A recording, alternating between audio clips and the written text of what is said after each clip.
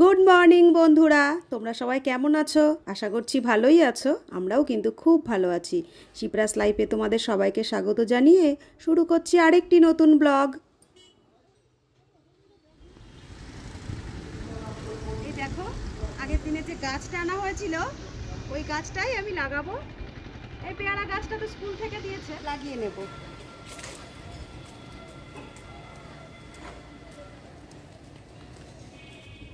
গাছটা লাগানোর আগে টবটা আগে পরিষ্কার করতে হবে। এইবার এইখানে দেখো কত নয়নতারা ফুল গাছ হয়েছে।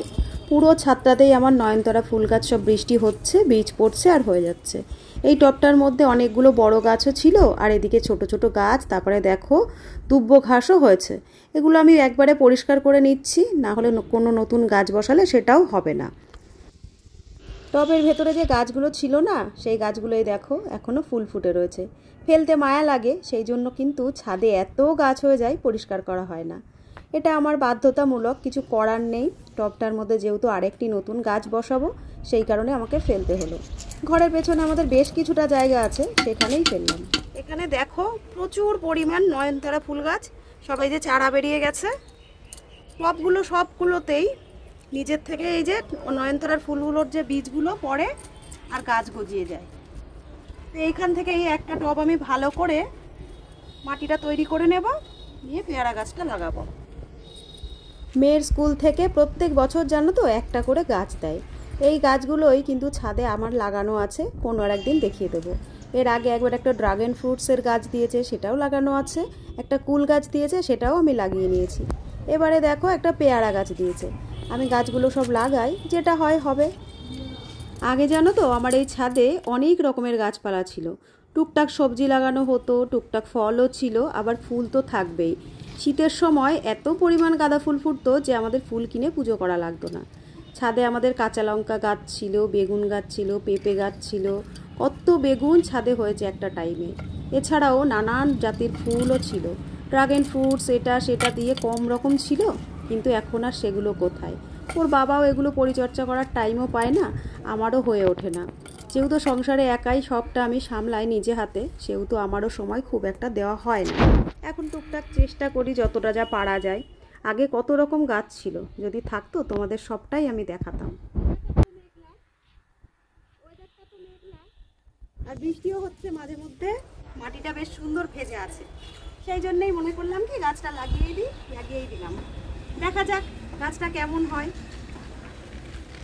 আজ সকাল থেকে জানো তো রান্নার সেরকম চাপ নেই, সেই জন্য ভাবলাম কাজবাজ সেরে গাছটা লাগিয়ে দিয়ে আসি।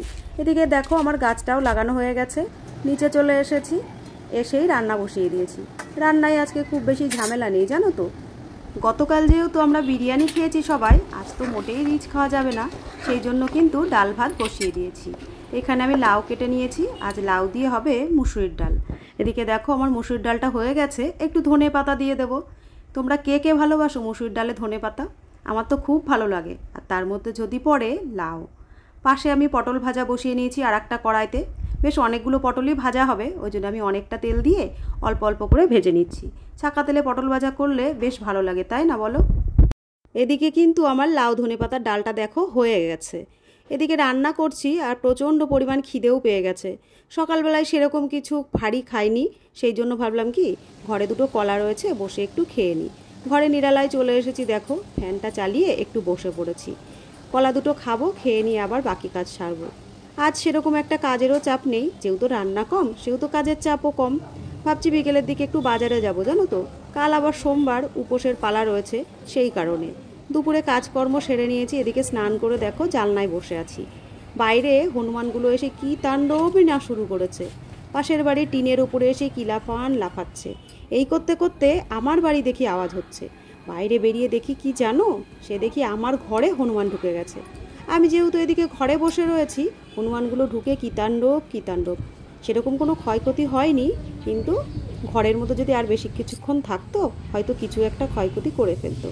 বাড়ির লোক ছাদে ছিল, ঠাকুরঘর থেকে এসে নেমেই যে দেখছে হনুমান, সে তাড়াতাড়ি করে তাড়াচ্ছে। এদিকে দেখো হনুমান তাড়ানোর পরে আমি বাইরেটাই চলে এসেছি। কি দারুণ লাগছে না আকাশটা, পুরো যেন মনে হচ্ছে শরতের আকাশ।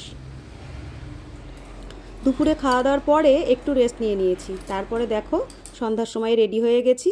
ওই যে তোমাদের বললাম দুপুরে একটু বেরোবো। কাল আবার সোমবার, কাল যেহেতু উপোসের দিন, টুকটাক জিনিসপত্র কেনারও আছে। আর রবিবারের বিকেল একটু ছুটির দিনে বেরোতেও ইচ্ছে করে, তাই না? মেয়ে যেহেতু রবিবারের দিনটাই একটু বাড়ি থাকে, সারা সপ্তাহ পড়াশোনার চাপ, টিউশন এগুলো থেকেই যায়, সেই কারণে ওকেও একটু নিয়ে বেরিয়ে গেছি। বাইরে একটু ঘুরবো, একটু খাবো, সেইভাবেই চিন্তাধারা রয়েছে। দেখা যাক। এদিকে দেখো রেলগেটে চলে এসেছি।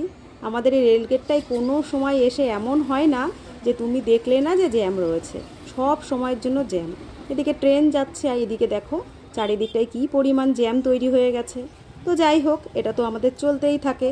চলো তাহলে যাওয়া যাক। এমন টাইপের বৃষ্টি নামলো,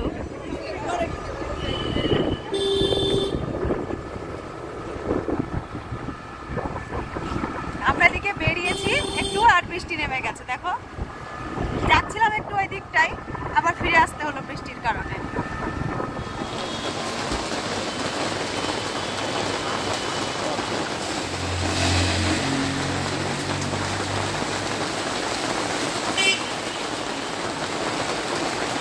এবার দাঁড়িয়ে থাকো কিছুক্ষণ। দেখো আমরা বাজারে এসেছি, বেরোলাম একটুখানি, কিছু খাবো আর ঘুরবো। ঘোরাটা তো হলোই না বৃষ্টির কারণে, আর খাবো যে না খেয়ে রাস্তায় দাঁড়িয়ে রয়েছি, এমন বৃষ্টি।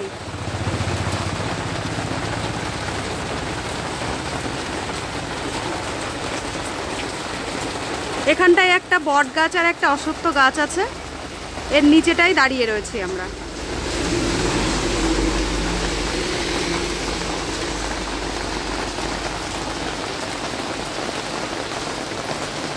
আজ রবিবার, ভাবলাম বিকেলের দিকে একটু বেরিয়ে একটু ঘোরাও যাবে, কিছু একটু বাইরের থেকে খেয়েও আসবো। তো ফুচকা খাই বা অন্য কিছু খাই, সেরকমভাবেই এসেছি। এমন বৃষ্টিতে ফেসেছি। বাড়ির থেকে যখন বেরোলাম তখন কিন্তু বৃষ্টি ছিল না, হট করে কোথা থেকে মেঘ হয়ে দেখো বৃষ্টি নেমে গেছে।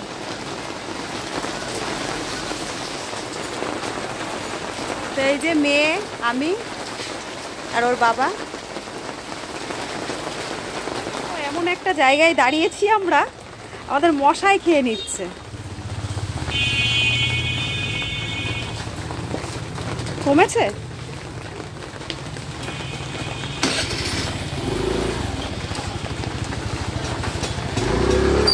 একটু কম পড়েছে মনে হচ্ছে, দেখি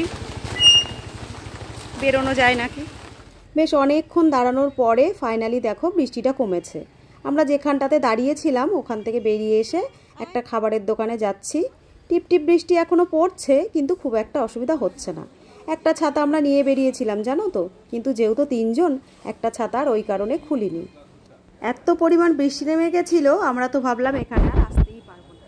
ফাইনালি বৃষ্টিটাও কমেছে, আমরা এখানে চলেও এসেছি। এসেই কিন্তু ফার্স্টেই আমরা খাবারটা অর্ডার করে দিয়েছি। আর এখানে আমরা অর্ডার করেছিলাম ধোসা। মেয়ের আরও বাবার ছিল চিজ ধোসা, আর আমারটা ছিল পনির ধোসা। খাবারটা অর্ডার করে আমি তো ওয়েট করেই যাচ্ছি, ওদেরটা চলে এসছে, আমারটা কিন্তু আসেনি।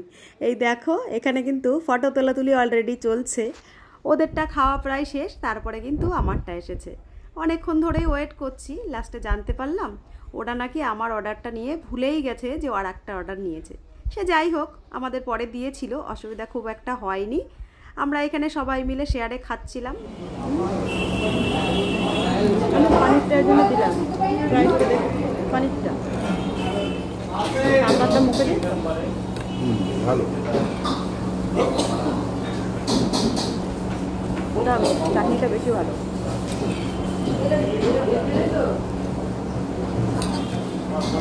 আমারটা আস্তে আস্তে তোমাদেরটা খাওয়া হয়ে যাবে।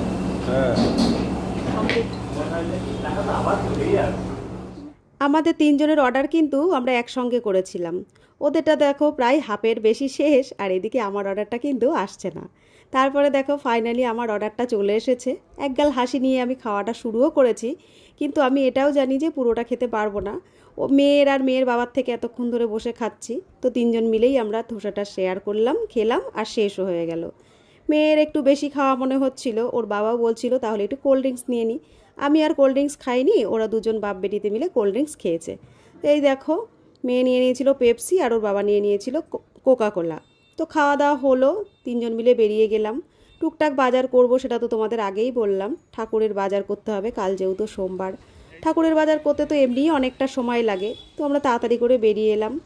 রাস্তায় দুটো দাদার সাথে দেখাও হলো, খানিকক্ষণ দাঁড়িয়ে গল্প করলাম। রাস্তাঘাটের অবস্থাটা দেখো, কিছুক্ষণ আগে যে বৃষ্টিটা হয়েছে না, পুরো রাস্তাটায় দেখো জল জমে গেছে।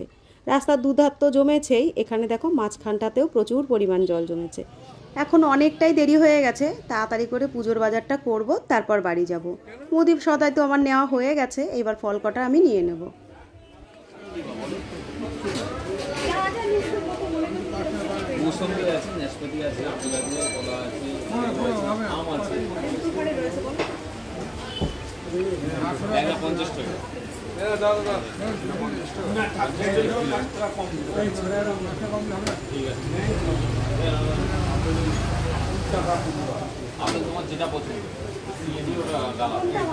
এই লেবু কত করে দিয়েছো? এই লেবু কত দিয়েছো? লেবু লেবু 450। আমরা আপনি খাওয়া যাবে তো? এখান থেকে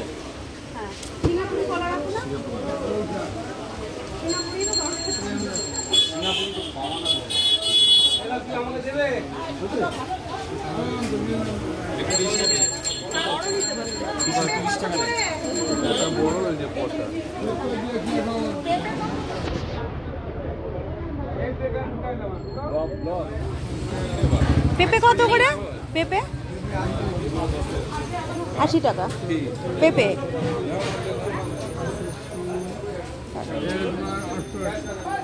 এটা মাপেন।